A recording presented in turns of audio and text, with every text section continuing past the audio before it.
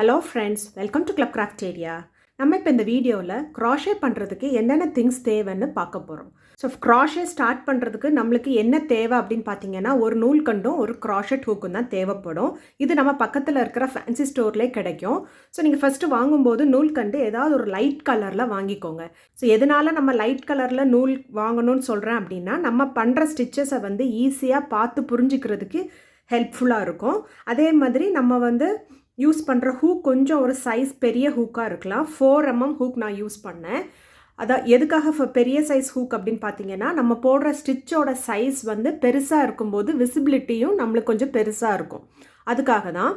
So நீங்கள் first start பண்ணும்போது ஒரு நூல்கண்டும் ஒரு ஹூக்கும் வாங்கினா போதும். நீங்கள் யோசிப்பீங்க ஒரு நூல்கண்டு போதுமா அப்படின்ட்டு. ஏன்னா நம்ம இதில் எந்த ஸ்டிச்சு போட்டு ஏதாவது நம்ம தப்பாக பண்ணிட்டா கூட அதை நம்ம பிரித்து ஃபர்தராக யூஸ் பண்ணிக்கலாம். ஸோ இப்போ பார்த்தீங்கன்னா நான் செயின் ஸ்டிச் போடுறேன்.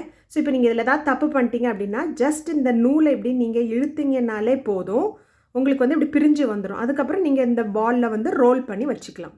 ஸோ அதனால தான் நம்ம ஸ்டார்ட் பண்ணுறதுக்கு ஒரு நூல் கொண்டும் ஒரு ஹூக்கும் போதும்னு நான் சொன்னேன். பேசிக்கான ஸ்டிச்சஸ் எல்லாம் கற்றுக்கிட்டதுக்கப்புறமா நம்ம ஏதாவது ஒரு சின்ன ப்ராஜெக்ட் பண்ண போகிறோம் அப்படின்னா இன்னும் கொஞ்சம் டூல்ஸ் தேவைப்படும்.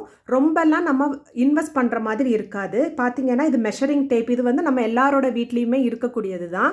நெக்ஸ்ட் பார்த்திங்கன்னா இது கட்டர். நம்ம இதுக்கு பதிலாக சிசர்ஸ் நம்ம வீட்டில் எல்லார் வீட்லேயும் இருக்கும், அதை கூட யூஸ் பண்ணிக்கலாம்.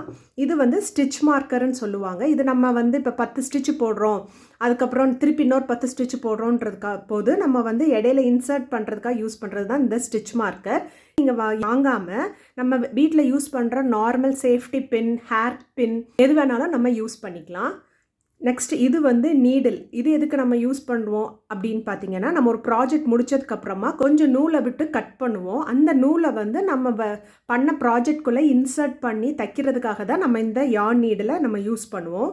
நெக்ஸ்ட் பார்த்தீங்கன்னா இது ரோ கவுண்டர். இது எதுக்குன்னு பார்த்தீங்க, இப்போ நம்ம ஒரு பிளாங்கெட், ஒரு ஷால், ஒரு பேக் இதெல்லாம் பண்ணும்போது நிறைய ரோஸ் நம்ம பண்ணுவோம். ஸோ அது நம்ம எத்தனாவது ரோ பண்ணுறோம் அப்படின்றத ஞாபகம் வச்சுக்கிறதுக்கு ரொம்ப கஷ்டமாக இருக்கும். அதுக்காக தான் நம்ம இதில் நோட் பண்ணி வச்சுப்போம். ஸோ இப்போ இது 8னா நம்ம 8 ரோஸ் முடிச்சிருக்கோம். அடுத்து 9 ரோ முடிச்சதுக்கப்புறமா இது 9th ரோ. இப்போ 19னா இது மாதிரி.